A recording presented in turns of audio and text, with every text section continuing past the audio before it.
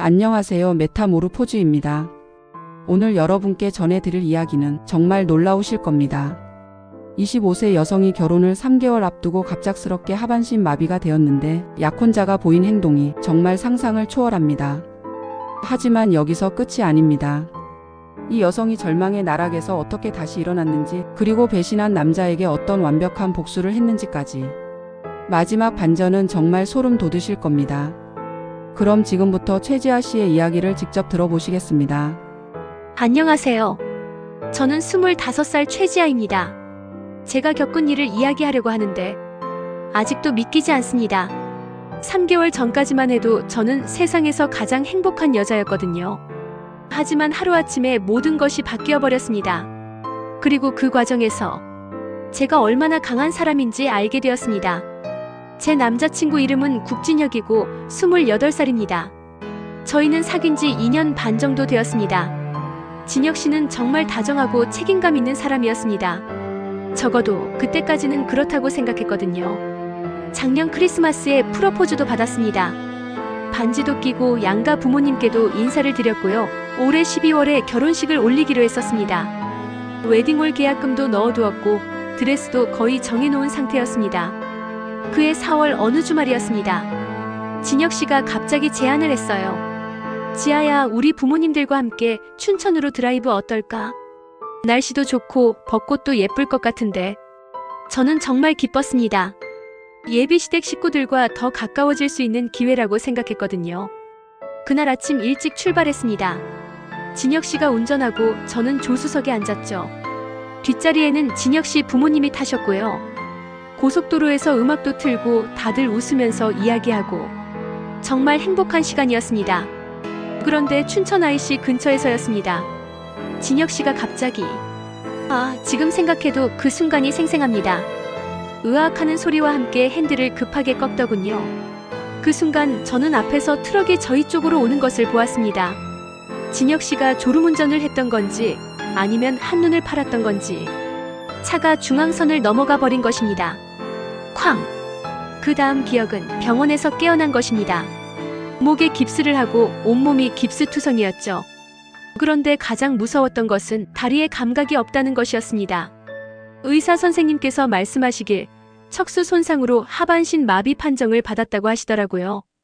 25세의 나이에 결혼을 몇 달 앞두고 갑자기 휠체어를 타야 하게 된 것입니다.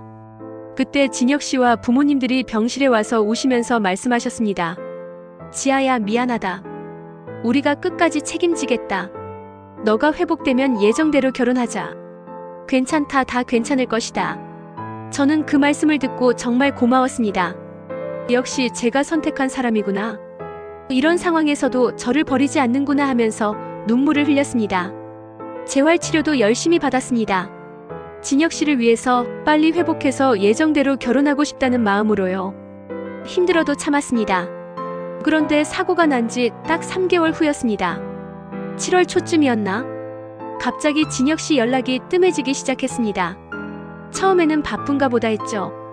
그런데 하루, 이틀, 일주일, 한 달이 지나도 연락이 없는 것입니다. 병원비 지원도 갑자기 끊겼고요. 저는 필사적으로 전화를 했습니다. 진혁 씨에게, 어머님께, 아버님께. 하지만 아무도 전화를 받지 않으셨습니다. 카카오톡 메시지도 읽기만 하고 답장은 없었고요.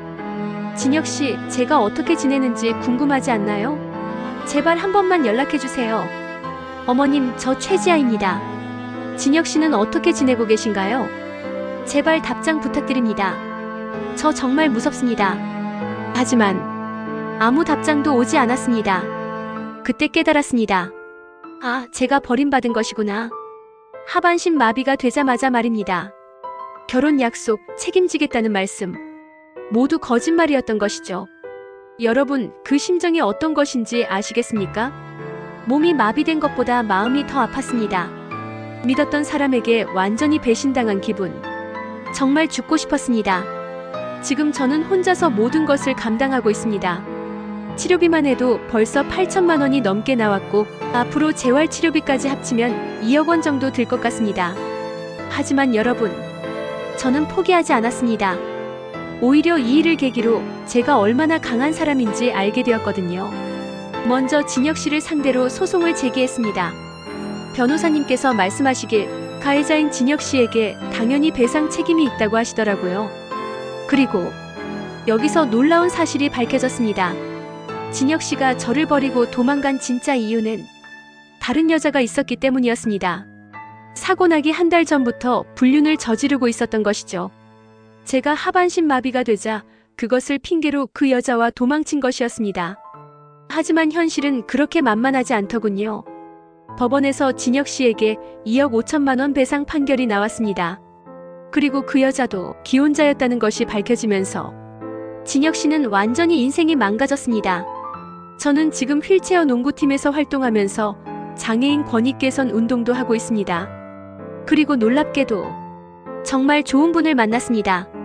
저의 상황을 이해하고 진심으로 사랑해주시는 분이십니다. 때로는 인생이 우리를 무너뜨리려 하지만 그때야말로 진정 우리가 누구인지 보여줄 수 있는 순간인 것 같습니다. 여러분도 힘든 일이 생기시면 포기하지 마십시오. 저처럼 더 강해질 수 있으니까요. 여러분, 지아 씨의 이야기 어떠셨습니까? 절망에서 희망으로, 연약함에서 강인함으로 변화하는 모습이 정말 감동적이었습니다. 우리는 모두 언제든 변화할 수 있습니다. 메타모르포즈처럼 말입니다. 댓글로 여러분의 생각을 들려주시고 좋아요와 구독으로 더 많은 변화의 이야기를 함께 나누어 봅시다.